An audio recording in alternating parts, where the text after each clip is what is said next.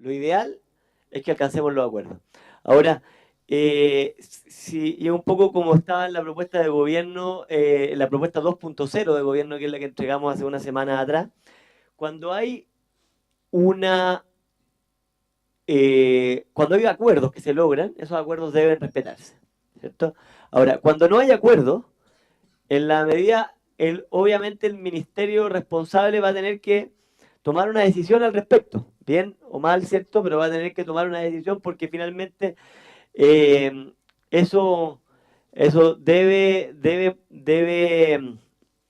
resolverse alguna medida respecto debe resolverse una situación respecto de esa medida consultada. Ahora, obviamente que eso es parte quizás eh, integrante del expediente de una consulta, del proceso de una consulta, ¿cierto? Si hay una medida que está siendo consultada y que todo el mundo, por decir de alguna manera, eh, se opone a esa medida, probablemente el órgano responsable de la medida le va a ser más difícil dictarla igual eh, en el fondo, con la oposición de todos los pueblos indígenas, por decir de alguna manera. O sea, ya vimos en ciertos casos que ha sucedido, no sé, el caso, por decir una situación bastante emblemática, el caso Barrancones, ¿cierto? Que independientemente que el proyecto podía haber sido dictado, ¿cierto? Finalmente el presidente tomó una decisión de no dictarlo, bien o mal, pero es una decisión que se tomó ahí. Eh, entonces, obviamente el ministerio, el servicio, el responsable va a pensársela dos veces antes de dictar una medida. Entonces, yo no le tendría tanto temor porque también nosotros tenemos que ceñirnos con la ley, con la normativa vigente. No podemos eh, decir algo en esta normativa que no esté acorde a lo que dice el convenio 169. Por tanto, el convenio 169 no establece que si no se llega a acuerdo no se debe hacer la medida. Eso no lo dice el convenio. Ahora, yo creo que sí hay ciertas situaciones que, como digo, el proceso de la consulta va a significar que se tome una decisión y la decisión que se tome al final, pero obviamente los acuerdos que se tomen deben ser respetados y en el caso de no llegar a acuerdos tiene que estar demostrado fundadamente por qué no se llegaron a acuerdos, porque puede ser que efectivamente el órgano no haya hecho todos los esfuerzos de llegar a acuerdo y ahí es donde ahí tiene que haber responsabilidad del órgano y obviamente eso es un tema que hay que discutirlo. Eh, a mí también me gustaría señalar dos cosas adicionales respecto de esta etapa, del proceso en general, no solamente de la etapa última, sino que del proceso en general. Primero, cosas que son importantes y que creo que hay que abordarlo de alguna manera en un articulado, ya sea arriba y abajo, no sé, o me refiero en un principio inspiradores del proceso de consulta, que las etapas de un proceso, si bien son fijas, tienen que tener la posibilidad de adecuarse. Eso es lo que yo creo que es importante. Posibilidad de adecuarse, ¿cierto? Dependiendo del pueblo indígena, de, de la naturaleza de la medida, yo creo que eso es parte integral de esta etapa. Y adicionalmente también me gustaría comentar algo que es un poco también importante, es que tenemos que considerarlo, tenemos que ver, abordarlo en algún momento, no necesariamente hoy día, pero tenemos que abordarlo, es qué pasa cuando se cumple el plazo, después vamos a hablar de plazo, ¿cierto? Cuando se cumple el plazo de una consulta, el plazo de una etapa, por ejemplo, no sé, la etapa uno tendrá 15 días, por decir una cosa. ¿Qué pasa si en 15 días eh, se, en el fondo se, nos quedamos cortos, por decir una cosa, o al revés, o hay hechos que hacen que no se puedan ejecutar en estos 15 días la consulta o la etapa? Tenemos que abordarlo, imaginarnos cierto futuro, algo puede pasar. Entonces, van a haber casos en que las etapas se van a poder adecuar, pero también van a haber casos en que hay que pasar a la etapa siguiente, porque puede pasar que el gobierno, por decir una cosa, estoy pensando ahora por abogado del diablo, por parte nuestra, el gobierno vea una situación y diga, no voy a pasar a la otra etapa porque se me viene difícil. Entonces, no, pues tenemos que tener un espacio para que también tengamos una obligación de hacer la consulta y no una obligación, me refiero, de seguir las etapas y no de obviar el proceso. Entonces, eso lo dejo para Garriga. Yo creo que esto lo debatimos la sesión pasada, ahora lo debatimos un poco ahora, tenemos una nueva propuesta, ¿cierto? Eh, yo sé que es complicada, pero si les parece, podemos analizarla más en detalle en una segunda ronda y pasar a la parte de plazos. Es que, señor Perdón, Matías... siguiendo el orden, Wilfredo, Mónica, Aurora, Marcial y Cecilia.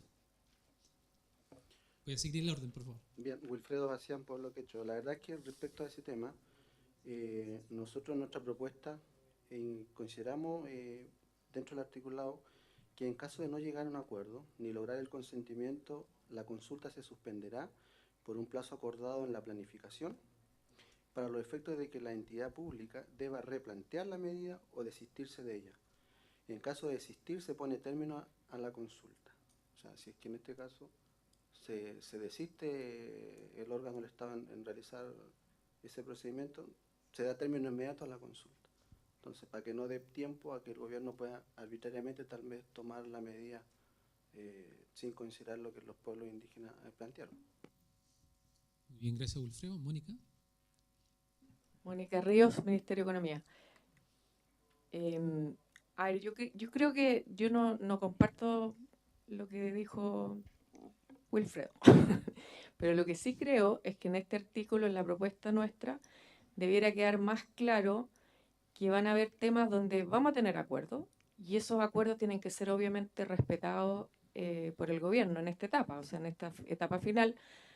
Si uno se imagina, no sé, un reglamento que tiene 10 artículos, a lo mejor vamos a tener acuerdos en 7, 8, y tiene que quedar claramente expresado en esta etapa que hubo acuerdo y que el gobierno tiene que respetar ese acuerdo y recogerlo en la redacción.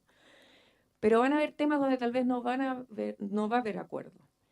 Y ahí tomo lo que decía Iván, que suena duro, pero la decisión final de la redacción es del gobierno, independiente de que uno va a considerar y va a tratar de acoger todo lo que se pueda de los planteamientos de ustedes, pero la potestad reglamentaria es del gobierno. Aurora, Marcial, Cecilia, acá y acá. Y después acá. Es que una vez más nos podemos dar cuenta que la democracia, no sé, creo que me voy a quemar, pero lo voy a hacer. No es una democracia real, es una democracia disfrazada, porque si estamos en democracia y los pueblos indígenas necesitamos que el gobierno de una vez por todas se abra de mente y pueda consensuar con las comunidades indígenas por todo lo que ha estado pasando. Es impactante lo que está pasando dentro de los territorios. Imagínense entonces una forestal, por ejemplo, si dice, los pueblos indígenas dicen, no queremos más forestación, y hay un fondo, yo le pongo esa antecedente. Hay un fondo que quiere forestar y alrededor hay un río, hay un menoco que los pueblos indígenas dicen, este menoco nos va a secar porque con tanta forestación se nos va a secar. Entonces, ¿qué van a decir el Estado? No, pues si no es un terreno de ustedes, es un terreno de un fondo. ¿Por qué lo va a afectar a ustedes? Pero sin embargo sí va a afectar porque las napas de agua, el tema del eucalipto tiene una raíz tan profunda que se van a chupar todo el agua. Entonces, ¿qué pasa? ¿Qué está pasando con la afectación hacia las comunidades con el tema del agua? Entonces, preocupante, ¿hasta cuándo? Y no tan solo afecta a las comunidades indígenas, porque también afecta, dentro de las comunidades también hay personas que no son indígenas, entonces indígenas y no indígenas son afectadas. Entonces, ¿hasta cuándo el gobierno hace vista gorda a todo eso? Entonces, y más encima me asalta la duda cuando dice dictar. Entonces, dictar es dictadura. Aquí en la quebrada del Ají. Gracias, Aurora. Viene Marcial, Cecilia, allá, acá y la señora.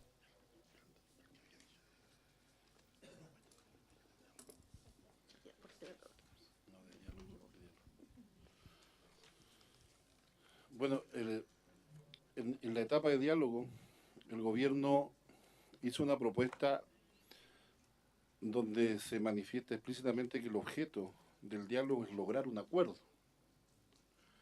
por lo tanto, o el consentimiento según corresponda, ¿no es cierto?